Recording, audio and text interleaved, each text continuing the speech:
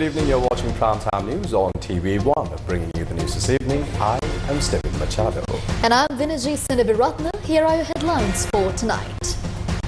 The headlines on Newsfirst. Prices of crude oil ease on hope of US-Iran peace deal. Price today recorded at below $100. Loan-to-value ratio for gold and vehicles tightened. BMI Fitch Solution predicts the Sri Lankan rupee to strengthen by the end of the year. Export income for the first 4 months of the year recorded at $5.7 billion. India gifts 134 pickup trucks to the Sri Lanka police.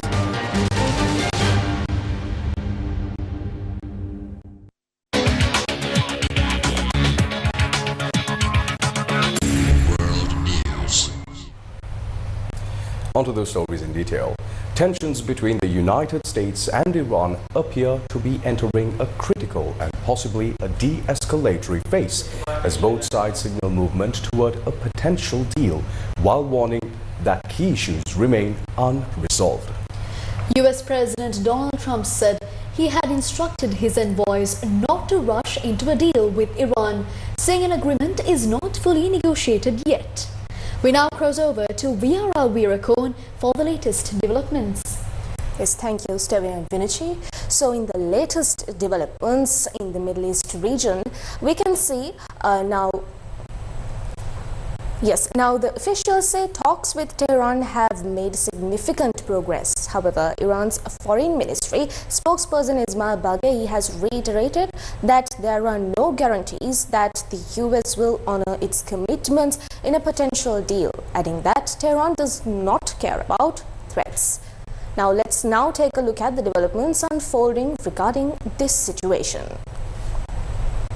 Iran and the United States played down hopes for an imminent breakthrough in efforts to end their 3-month-old war today, with the top US diplomats saying Washington will either get a good agreement or deal with the country in another way.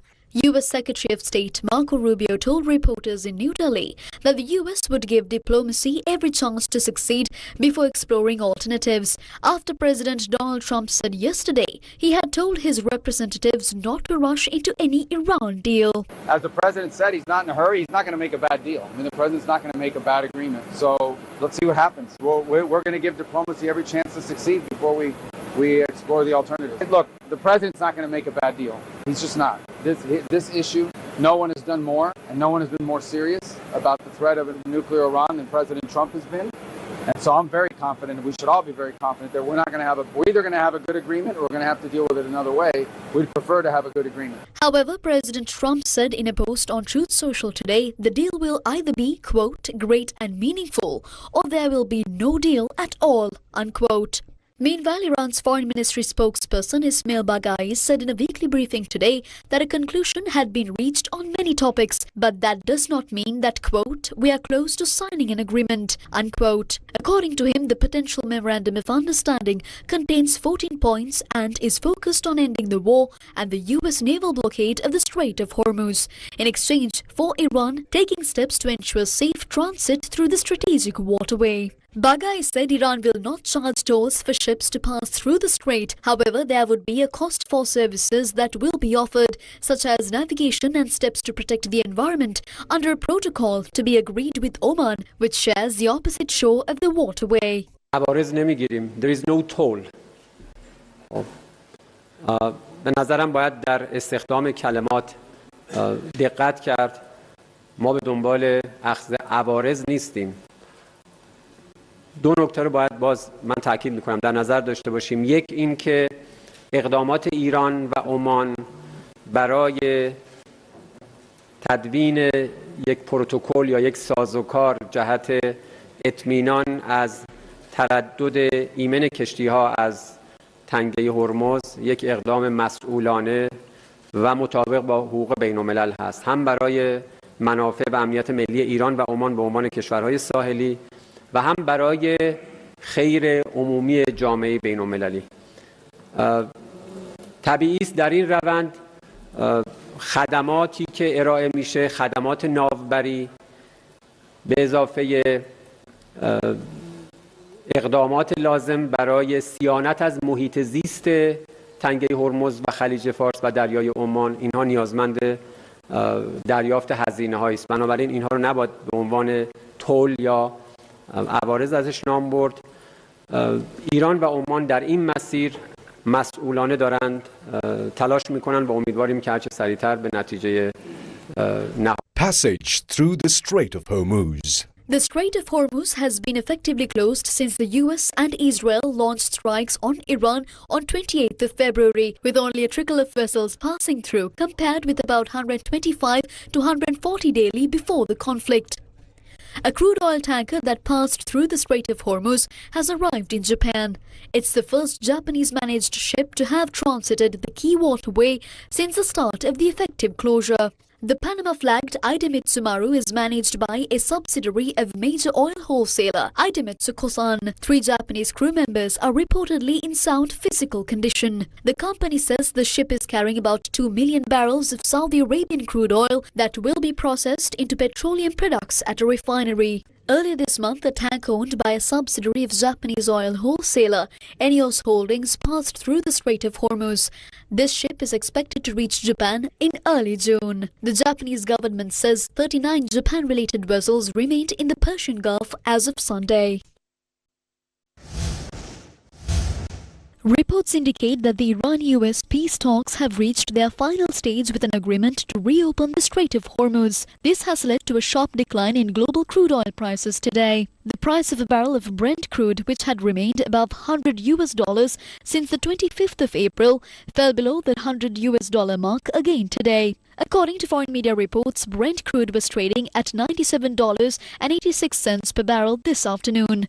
On the 28th of February 2026, the day when the United States and Israel began its attacks on Iran, the price of a barrel of crude oil stood at $72.87 per barrel.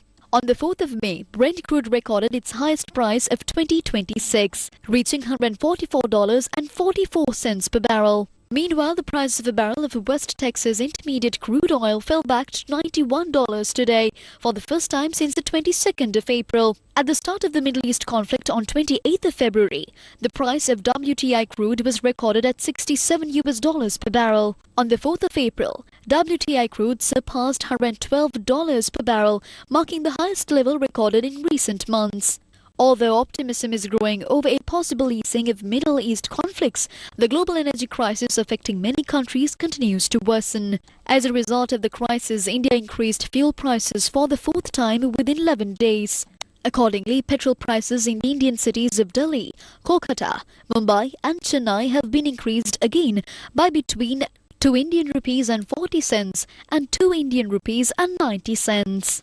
In Chennai, the new price of 1 litre of petrol is equivalent to 376 rupees and 5 cents in Sri Lankan currency. The new price of 1 litre of diesel in Chennai is equivalent to 347 rupees and 60 cents in Sri Lankan rupees. According to Reuters, diesel prices in India have increased by 8.6% and petrol prices by 7.8% since the beginning of this month. Major Indian oil companies including the Indian Oil Corporation, Bharat Petroleum and Hindustan Petroleum have raised retail fuel prices by more than 3% for the first time in 4 years. According to India Today, despite today's drop in global crude oil prices, fuel prices in India continue to rise due to losses suffered by oil companies in recent months, the weakening Indian rupee, high taxes and persistent geopolitical risks. India imports between 85% and 90% of its crude oil requirements, meaning even small fluctuations in global oil prices significantly affect the country's import bill and fuel costs. Indian media also reported that several leading oil companies are still providing fuel at subsidized prices. Meanwhile, Sri Lanka is also continuing to provide fuel subsidies in an effort to control rising local fuel prices amid the ongoing global energy crisis. අපි දැනට diesel වලට රුපියල් 100ක සහනාධාරයකුත් petrol At present, we are providing a subsidy of around 100 rupees for diesel and 20 rupees for petrol. Given the current global market prices, those subsidies may not be sufficient to fully absorb the increases. The important question is whether we have enough funds to continue providing these subsidies. According to our data, it costs approximately 15 to 20 billion rupees per month. We expect to continue these subsidies for about 3 to 4 months. However, if the wartime situation continues for around a year, we may require between 180 to 220 billion rupees. That is a very large amount. The Central Bank of Sri Lanka has decided to tighten lending rules on loans taken against gold and on motor vehicle financing, with the new rules coming into effect from the 25th of May 2026. Now, the move is aimed at promoting more careful lending by banks and financial companies and protecting the stability of the financial system. The Central Bank of Sri Lanka states that these measures have been taken in line with macroprudential policy to promote prudent lending practices, safeguard the resilience of financial institutions, and minimize the build-up of systematic risks. According to the new regulations, the maximum loan limit that can be obtained when purchasing a vehicle has been reduced by 10%. Accordingly, the loan-to-value ratio for commercial vehicles has been set at 60% of the vehicle's value. Previously, the maximum loan limit available for purchasing a vehicle stood at 70% of the vehicle's value. For personal vehicles, including motor cars, SUVs, vans and three-wheelers, the maximum loan limit provided has been reduced from 50% to 40%, with effect from today. Under the revised framework, the maximum loan amount that can be obtained against gold as collateral has been set at 70% of its value. Sri Lanka's rupee is expected to strengthen to around 320 against the US dollar by the end of this year, according to projections by BMI Fitch Solutions, as easing global pressures and tighter monetary policy begin to support the currency. BMI, which provides market intelligence to investors, risk managers and strategists, noted that declining global oil prices and a stricter monetary policy environment are likely to help stabilize the rupee during the course of 2026. The outlook suggests a shift toward a more moderate and stable trajectory for the currency after recent volatility. According to the Central Bank of Sri Lanka, the buying rate of the US dollar stood at 326 rupees, while the selling rate was recorded at 336 rupees. The dollar has seen fluctuations in recent weeks, with selling rate rising gradually from 325 rupees on 11th of May to 342 rupees on 20th of May and further increasing to 353 rupees on 21st of May. Despite this pressure, BMI forecasts that the rupee will appreciate against the US dollar to 320 level, representing an improvement of over 3% compared to current levels. Analysts attributed this project recovery preliminary to the easing of external pressures that have long weighed on the local currency. The report highlights that reduced pressure from global energy markets has played a key role, particularly as high oil prices had previously driven up import costs and strained Sri Lanka's foreign reserves. The anticipated decline in oil prices is expected to significantly ease this burden. BMI risk analyst Caroline Pang stated that a sustained drop in oil prices would help reduce Sri Lanka's financial strain and support the stabilization of its balance of payments. This, in return, is expected to contribute to strengthening the rupee over time. Meanwhile, international financial platform Bloomberg recently reported that the Sri Lankan rupee has, in a short span, emerged as one of Asia's strongest performing currencies. The report noted that the rupee's recent appreciation marks its most significant gain in nearly 3 years, signaling a notable turnaround in its performance. Export Development Board Chairman and Chief Executive Officer Mangali Vijay Singh announced that Sri Lanka has recorded its highest ever monthly performance in April 2026 in the export sector. Addressing recent export trends, Vijay Singh has stated the total exports for April exceeded expectations, reaching approximately $1.38 billion, reflecting a 6% year-on-year increase. Export performance in the month of April we can see that significant improvement is there. So first ever export achievement is recorded nearly 1.3 billion. So as US dollars 1,384 million has been recorded. This is the ever highest export achievement in Sri Lanka. So basically, when you talk about the merchandising export has recorded 1,063 million with 9.87% growth. And also services sector recorded nearly 317 million. Altogether, we can see nearly 1,383 million export performance in the month of April with a 6% growth. So despite the Middle East war and all other external challenges, we can see that Sri Lankan export performance is steady, and we are expecting steady growth in next 8-month time period as well. And when you talk about last 4-month time period, from January to April, the total export has been recorded US dollars 5,784 million, and this is also ever highest export performance in the post 4-month time period. And also then merchandising export has recorded US dollars 4,524 for 24,000.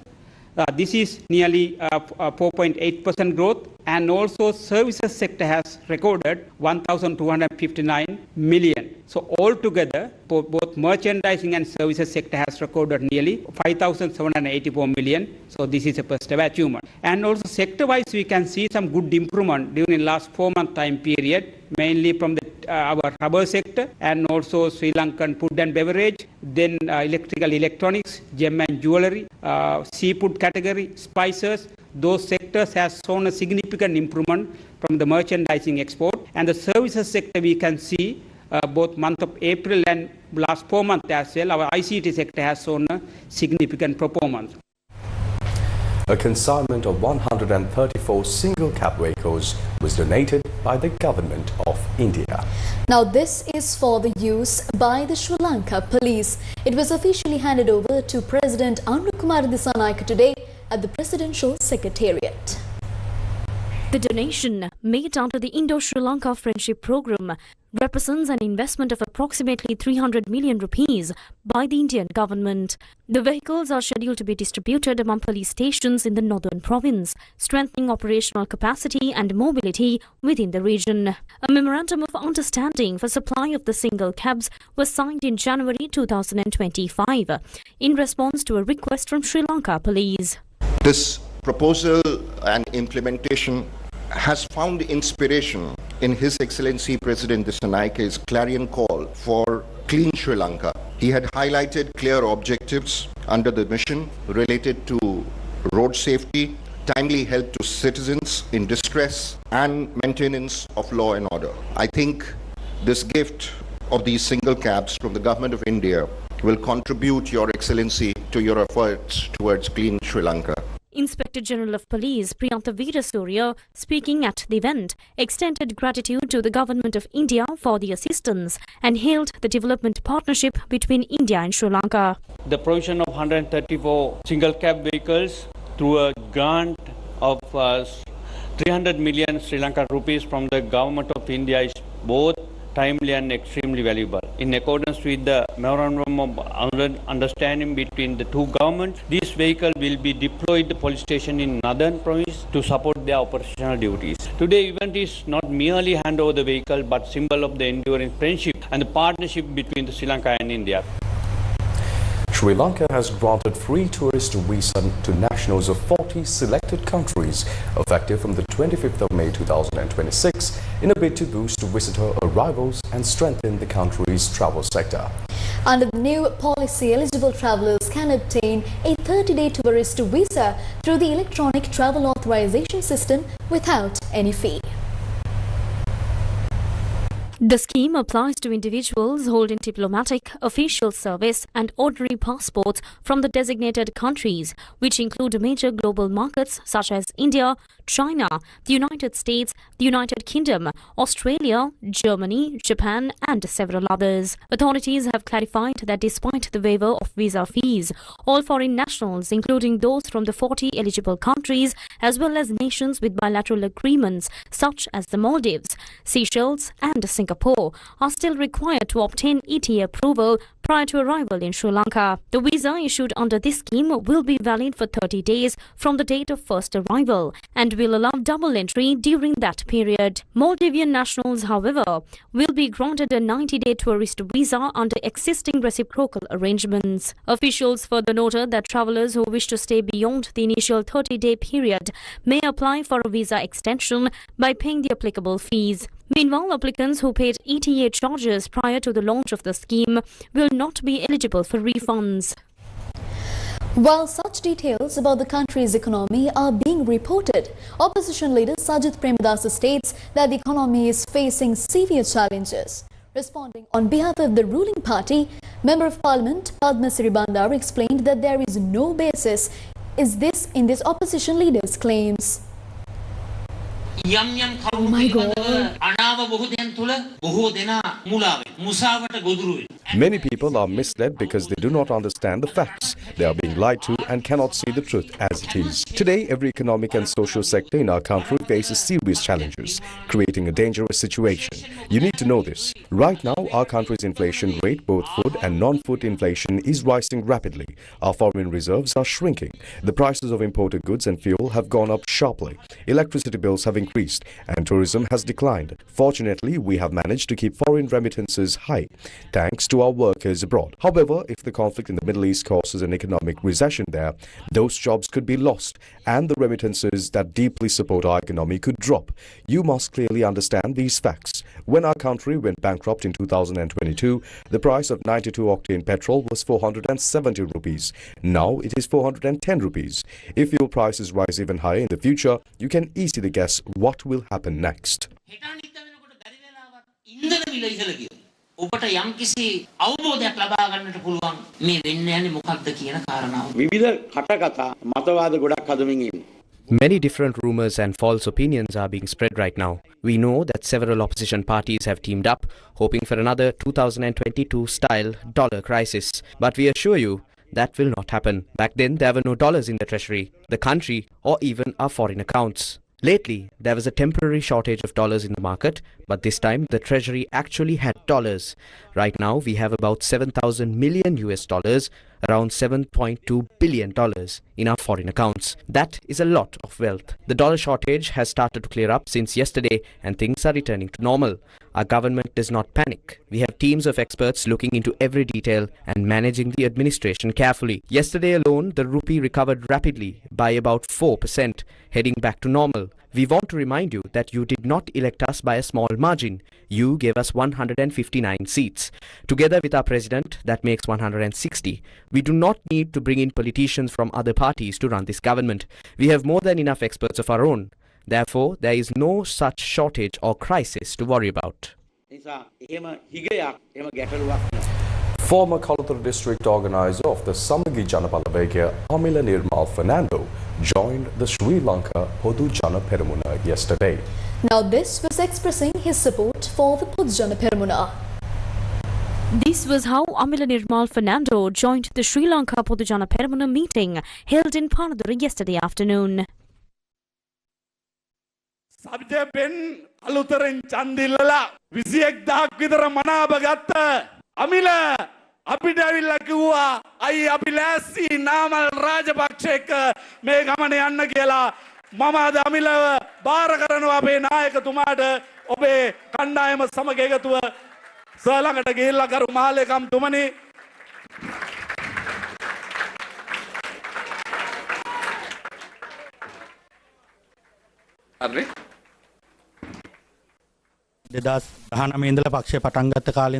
I have been associated with the party since its inception in 2019.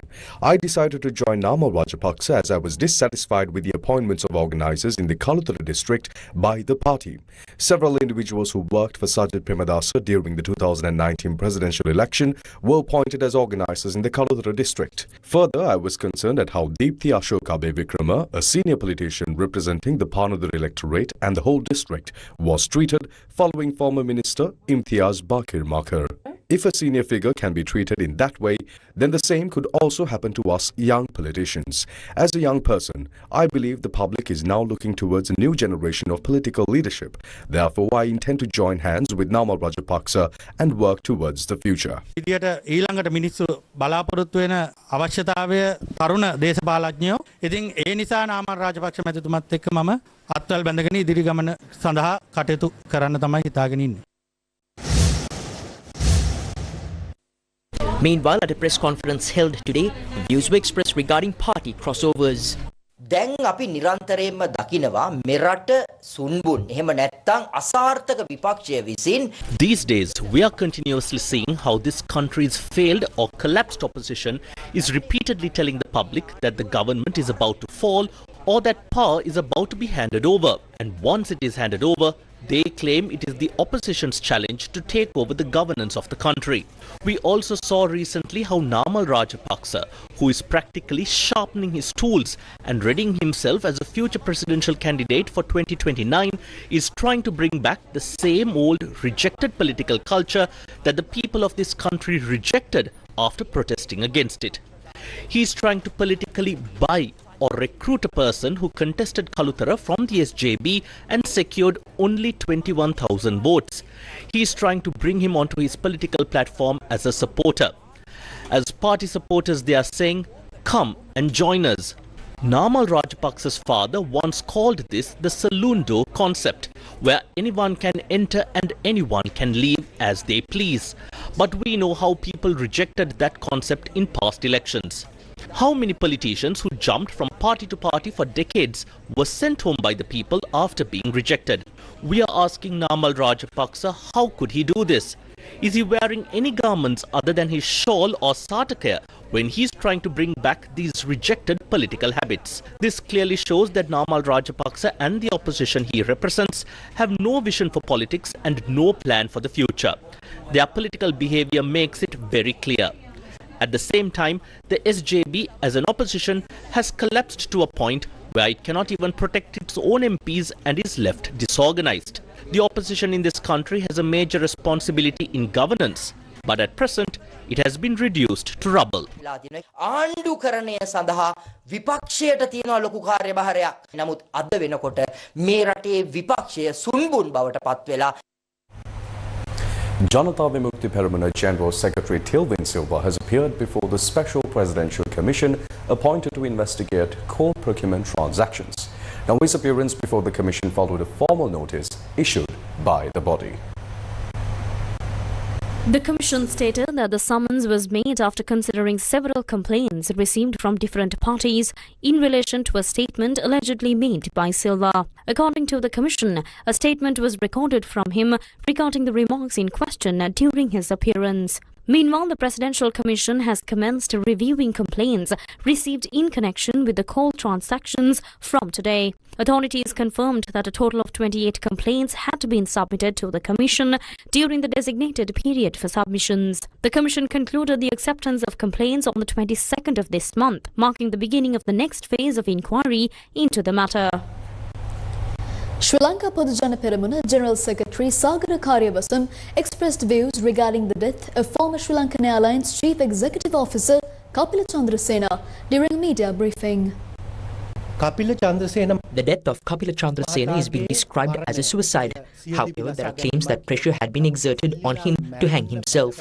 There is now a very serious and alarming revelation emerging behind his death. At a time when Kapila Chandrasena did not have proper sureties, there was an individual, something we pointed out even at the initial stage, and we continue to suspect that this may have happened with the knowledge of certain authorities. At that initial stage, two individuals were presented as sureties for Chandrasena. However, these individuals were not legally qualified to act as sureties as warrants had been issued against them. The actual situation is that those two sureties were rejected by the court registrar. Accordingly, Kapila Chandrasena later presented two proper legally valid sureties and obtained bail. However, the individuals who provided the earlier illegal sureties believed that the bail was granted based on those invalid sureties. Therefore, the request made before court by the Commission to investigate allegations of bribery or corruption is completely unlawful. It is a request that should not have been made under any circumstances. As lawyers, we know that when sureties are presented before court, it is the court that determines whether they are valid or not. In our history, we have never seen a situation where the prosecuting party shows such interest in this matter. The Director General of the Bribery Commission involved in this case had previously threatened Kapila Chandrasena, saying that he would be pushed to the point of committing suicide by hanging. Furthermore, this request has been made in a highly irregular and unlawful manner. We respectfully urge the three commissioners of the Bribery Commission, if your Director General has abused the law, violated legal procedures, or acted unlawfully, why remain silent? Why is there hesitation to immediately initiate an investigation and inform Parliament to remove him? It was also revealed that prior to his death, Kapil Chandrasena had allegedly stated he received a bribe of $2 million in connection with the Sri Lankan Airlines Airbus procurement deal, and that 60 million rupees of this amount had been given to Mahinda Rajapaksa. Chandrasena had been remanded in connection with this controversial transaction and was later granted bail. However, a warrant had subsequently been issued for his arrest after the sureties he presented were deemed not to have fulfilled the required legal conditions. He was reported to have died before he could be taken back into custody or be produced before court. A man sentenced to death over the brutal rape and murder of schoolgirl Sivaloganathan Vidya has died by suicide while in custody at the Jaffna prison. The deceased has been identified as 46-year-old Poobalasingam Jaikumar, who was named as the second accused in the case and had been convicted for his role in the crime. According to the Department of Prisons, he had taken his own life by hanging inside his prison cell where he was being held. Jaikumar was among 4 individuals who had been sentenced to death over the widely condemned crime. Earlier this month, on the 6th of May, the Supreme Court upheld the death sentences imposed on the 4 convicts, cementing the earlier verdict delivered by lower courts. The group of convicted individuals whose death sentences were confirmed by the Supreme Court: Poobalasingam Jaikumar, Mahalingam Sashikumar, also known as Swiss Kumar, Thilainathan Chandrahasan, also known as Chandra, and Sivadevan Thusitan, also referred to as Periyathambi. In the same ruling, the Supreme Court acquitted and released 2 other accused in the case: Mahalingam Sasidaran, also known as Shashi, and Jayadaran Kokilan, after overturning their convictions. The killing of Sivaloganathan Vidya dates back to the 13th of May 2015, when the schoolgirl was abducted, sexually assaulted, and murdered in a case that drew outrage across Sri Lanka.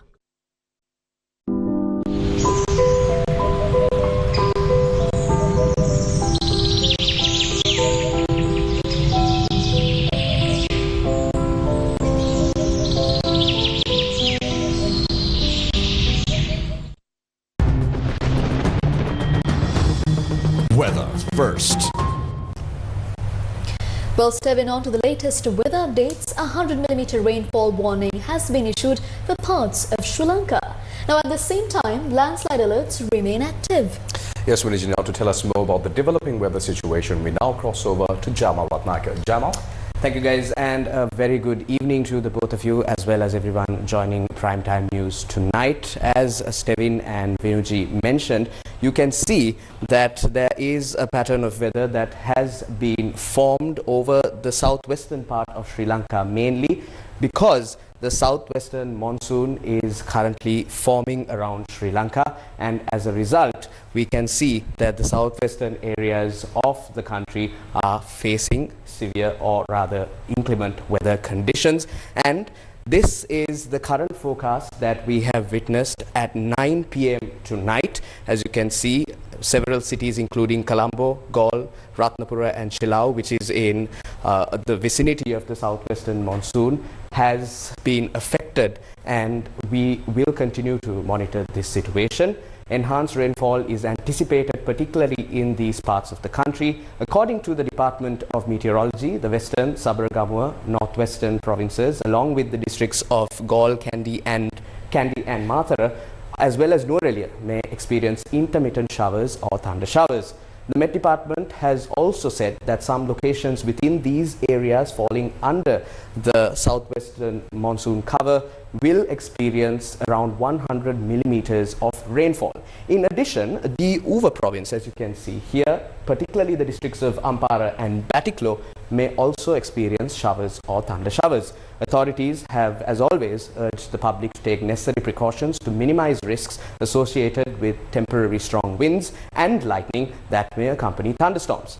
Meanwhile, landslide warnings have also been issued for 6 districts, and they continue to be in effect as adverse weather conditions continue to impact vulnerable areas. At the same time, strong winds brought down a tree at a school in Gampala. Let's take a look. A school building in the Gampal area sustained damage after a large tree collapsed onto it due to strong winds last night, disrupting academic activities and forcing the evacuation of several classrooms. The incident occurred at Gampal Zaira College, where the fallen tree struck a section of the building used by students, including those in grades 1 and 2. The impact caused visible damage to multiple classrooms within the affected structure. Authorities confirmed that 6 classes have now been evacuated from the site as a precautionary measure following the damage caused by the fallen tree. The affected classrooms are reported to have sustained structural damage. The incident is believed to have taken place during the night amid adverse weather conditions, particularly strong winds that swept through the area. No injuries have been reported in connection with the incident.